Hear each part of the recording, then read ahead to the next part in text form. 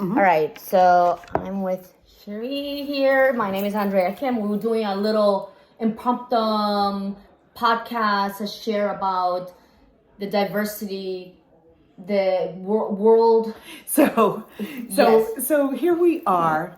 We're actually at Thanksgiving dinner. Yes. A family dinner. Yes. And as we look at our family, people might think, there's something that doesn't belong here. Yeah. Right? Yeah. However, there's a lot that belongs. Yeah. Right? Mm-hmm. So the things that you see that don't belong are the things you see on the outside. Yes. Right? So you see my hair, you see my skin color, Yeah. I see you and your hair, your eyes, or whatever that culturally identifies us. Mm-hmm. And from the outside world, a lot of people think this is really something that doesn't belong.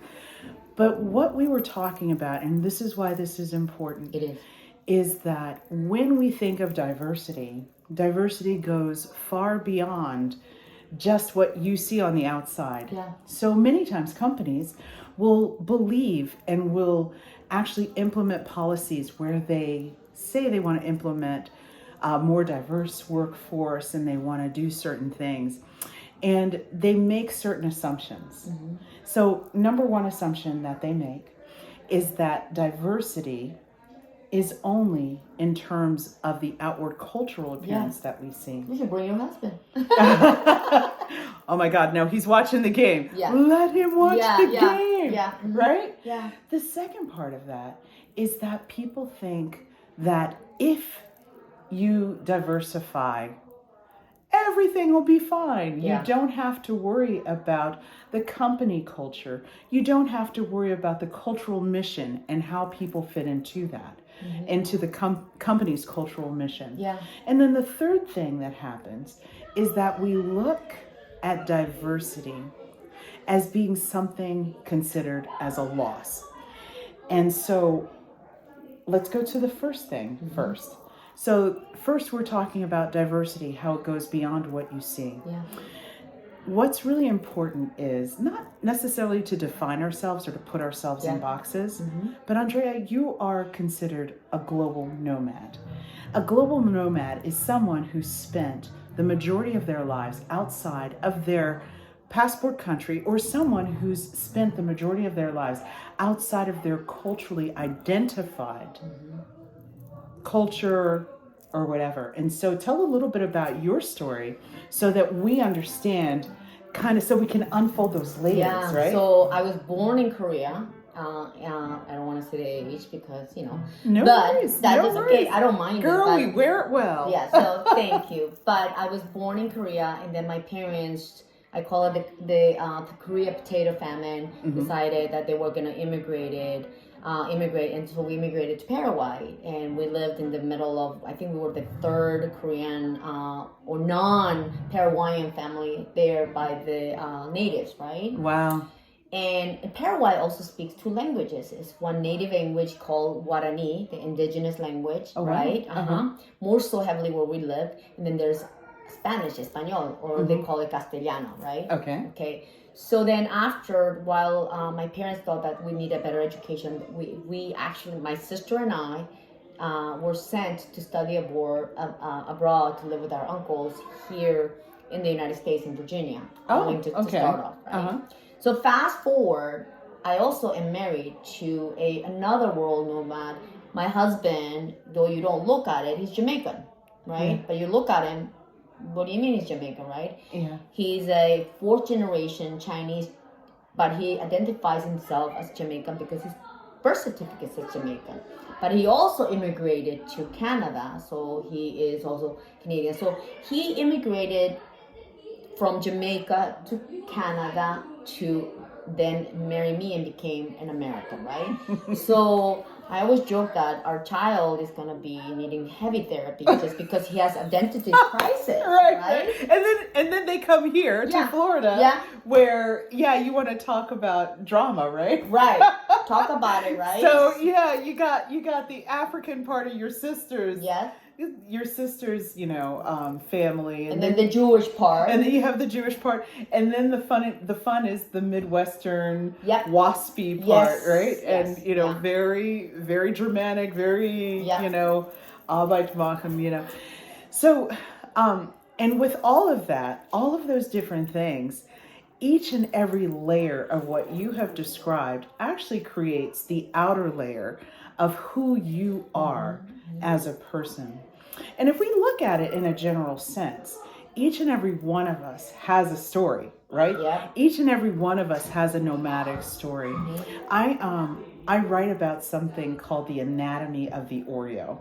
And the reason why I pick the Oreo, and you can see it on my TEDx as well, the reason why I pick the Oreo is because it is one of the most commonly recognized symbols in the world of comfort food. Yeah. Right? Yeah. So the Oreo has over 100 years they have survived. Really? Because what they've done is they've gone into different countries, but they've taken on the culture of that different country, and the inside is always a little bit different, but the outside stays the same. I love the way, because I love using analogy, but I love the way you put that.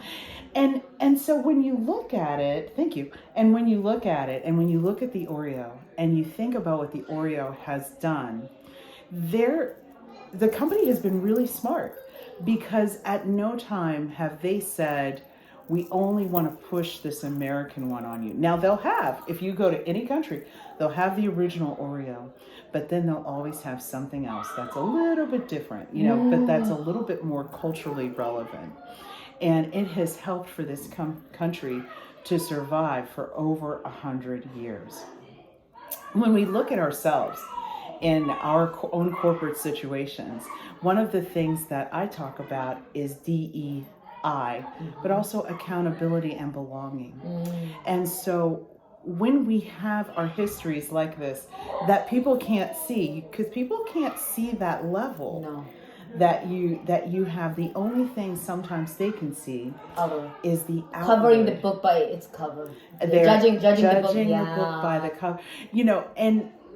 And we all do it. Right? Yeah. We all do it, whether it's someone to comment on the fact that my hair's not straight, or really? Really? Me? Oh my goodness. But whether it's someone who comments on the whatever it is that's a little bit different. And what our responsibility for all of this is when we talk about diversity and when we look at diversity, it is so important for us to be able to say also, when we want to implement a diverse workforce, we also have to take into account all the different layers of our workers and what they present, and making sure that those different layers are also in agreement and understanding what the corporate mission is. Yeah. Because when we don't do that and we automatically assume that they're going to step in line in the way that people for centuries have stepped in line, when that's not their practice, that is where the problems lie. Yeah. Or there might be some people who do step in line, and they do everything right, and they're still not accepted. Yeah. Yeah. And so what we have to do as human beings, but also as workers and in corporations, is we have to figure out ways to help people to determine and to define their level of belonging. Yeah. Right? Yeah, that's exactly it, because I've always kind of wondered, and I remember a conversation I had with my classmate. I believe I was 10th grade. I was at Wakefield High School. Oh, wow. And I remember saying to him the following phrase. I said, "Nosotros las Latinas," us the Latinos. And he looked at me and says, "Andrea, you're not Latina." "I'm not?" The whole time I thought I was Latina. Because why aren't you? I looked at myself. But that's when I said, well, it depends, right? Because my heart is very Latina, right? Yeah. That doesn't mean that I am denying my birth culture. No. It's just kind of immersing it, right? Mm-hmm. But it's like, the fusion, right? Yeah. So who would have thought we Yeah. would have this kind of fusion cuisine, right? It was Love a it. no-no, right? Yeah. So then if you go to Korea, you have kimchi pizza. Mm-hmm. What? You don't have that in America. Yes, depending on where you go eat, right? Right. So we infuse the different culture and ta-da! You have something that's it's a great creation, right? Yeah. You're like, it's great. It's yes, great. Right. Now, and so with that being said, I think it's also important to understand that not only do you have the fusion of cultures, but you also have your ability to define, not based on somebody else's expectations of your outside. You have the ability to define. And this is where accountability comes in, right? You have that ability and really that onus to define who you want to be and how it serves you. Yeah. And that is the freedom of the global nomad, if you ask me. Yeah. Because you're not necessarily bound always by tradition. Now, I know your parents. Yes. So there are some things that were traditional, right? Yes. That just says that we've known each other for a long time. No, oh my goodness. Before kids. Before kids, and your amazing mother, how she would cook with her heart, right? And she would invite everybody over, and she didn't know a stranger. She would invite everybody over when she was cooking, and that was such a treat, and to experience hospitality like that was amazing. My mom once, rest in peace, she was amazing. Now you're gonna make me cry. I am so sorry, but I think about her all the time. You're not the only one. All my friends, my mom hosted a lot of people in our house. Yeah, she welcomed everyone. She was a good woman. She wasn't truly, and I am trying to live her legacy in a way that I want to live as happy as she was. She just laughed, I mean, she really did. She carried her family to 2 different countries, started all over without languages. Nothing stopped her. Yeah. Nothing stopped. I mean, she was a woman who has high school education. Yeah. And we come from a culture where my grandfather did not want to send her to college because that wasn't a place for her. So for me to graduate from college, I was the first in the Kim family, to graduate from college. It was a huge thing for my mother. So, nice. Amazing. What an amazing story. And I see her in so much of everything that we're experiencing today. It's funny. So we're going to wrap up soon because we're actually at a Thanksgiving. This just happened to be, we just started talking about turkey, how it wasn't her kind of turkey and it wasn't her husband kind of turkey. And then we started talking about this global nomad. And I've always in my heart wanted to kind of better understand. I've been in the journey of who am I? Sure. Right? And who do you want to be? Yeah. So, and that's kind of where cultural expectations come in. So who am I is, there might be better questions that would serve you, and not just who am I, but what do I bring to who I am? Yeah. So all of these things that I bring to who I am are so vitally important to not just defining that whole who am I, but also defining who I want to be and how that serves me and others well. Because we're really here to make a difference and to serve and to do all of those things. We can't do that if we're not asking ourselves those important questions. Right? No, I love it, and I love the way and I think this is huge. I am trying to walk the journey of, that story about the starfish, one starfish at a time, you save one star. So we have to kind of stand up and try to be a little more awareness in this world where we're so different, and after COVID, I think it's behind the scene. We're not spending enough time. We're social being, and I just love the fact that I'm so glad we came down and we're having this conversation. Right. Yeah. And I'm so happy that you allow me to videotape. I don't know how I'm gonna post it, but hey, whoever is interested, I'm sure somebody's going to be interested in having this conversation.